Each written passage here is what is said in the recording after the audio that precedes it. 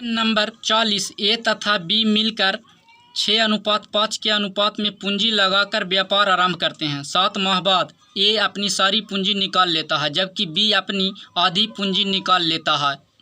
यदि अंत में मिले लाभ के भागों का अनुपात 6:5 हो तो बी का धन कितने समय तक व्यापार में लगा रहा, जो पूछ रहा है। तो देखिए, सबसे पहले तो इसमें ए और बी है जो व्यापार में अपना पूंजी लगाया है और आरंभ किया है व्यापार को। तो 6:5 में सबसे पहले ये पूंजी लगाया है। तो देखिए, 6:5 में जो पूंजी लगाया है, जो ये गलत किया है। सबसे पहले तो इसको 2 से गुना करेंगे और इसको भी 2 से गुना करेंगे। तो इसको लगाना चाहिए था 12:10 में। तो देखिए, ये जो 12:10 आया, इससे कोई दिक्कत नहीं है। या 6 मान जो पूंजी लगाया है 6 अनुपात में, उससे कोई दिक्कत नहीं है, लेकिन बनाने में दिक्कत है। तो उसके लिए हम 2 से गुना कर दिए हैं। तो 12:10 आ गया। अब देखिए, आगे कह रहा है 7 माह बाद ए अपनी सारी पूंजी निकाल लेता है जबकि बी अपनी आधी पूंजी निकालता है। तो देखिए, 7 माह बाद, तो 7 माह के लिए सबसे पहले तो इसका जो पूंजी है जो रहेगा उसके बाद निकाल लेगा, और ये भी है जो 7 माह के लिए रहेगा और 7 माह बाद अपना आधा पूंजी निकालता है ये। तो देखिए, 7 माह बाद इसका प्रॉफिट का अनुपात है जो 62/84 आ गया और 7 माह बाद इसका प्रॉफिट का अनुपात 70 आ गया। और ये है जो अपना टोटल पूंजी निकाल लिया है, ये है जो। तो इसका जो पूंजी है जो ख़त्म हो गया, तो इसका पूंजी है जो ख़त्म हो गया, तो आगे इसमें काम नहीं चलेगा।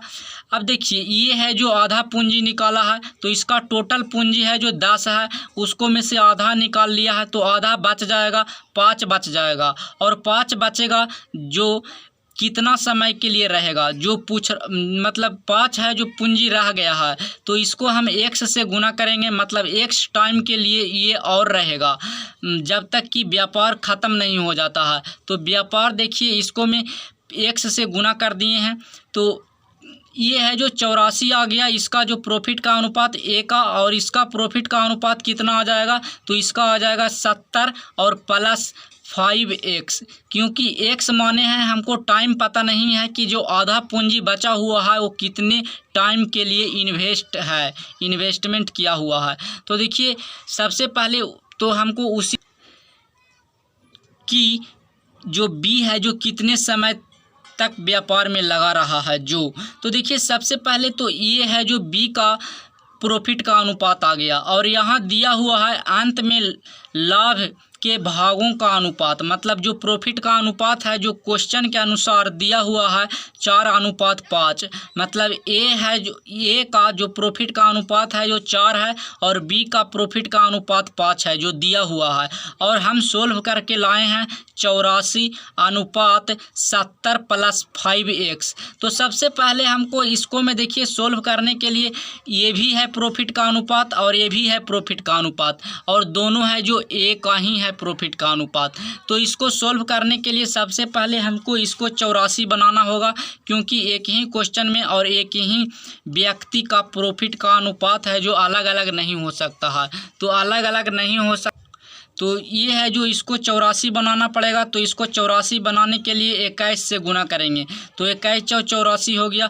अब देखिए, इधर अनुपात में किए हैं तो इधर भी करना पड़ेगा, तो इधर भी कर दिए 21 से।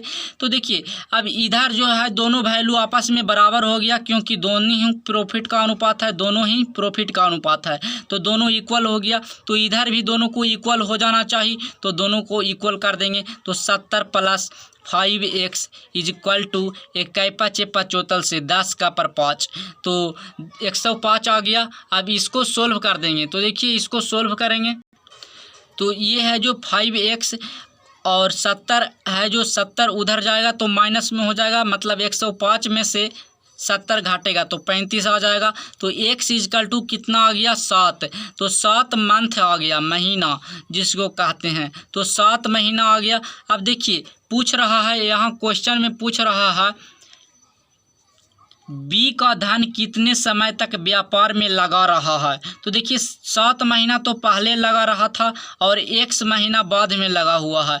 तो देखिए, x का भी वैल्यू 7 आ गया, तो पहले 7 महीना व्यापार में रहा है और अगला भी 7 महीना व्यापार में रहा है बी। तो 7 7 कितना हो गया 14 माह। तो 14 मंथ के लिए व्यापार में लगा हुआ है कौन, लगा रहा है या लगा हुआ था कौन, तो बी। तो इसका सही आंसर 14 महीना आ गया।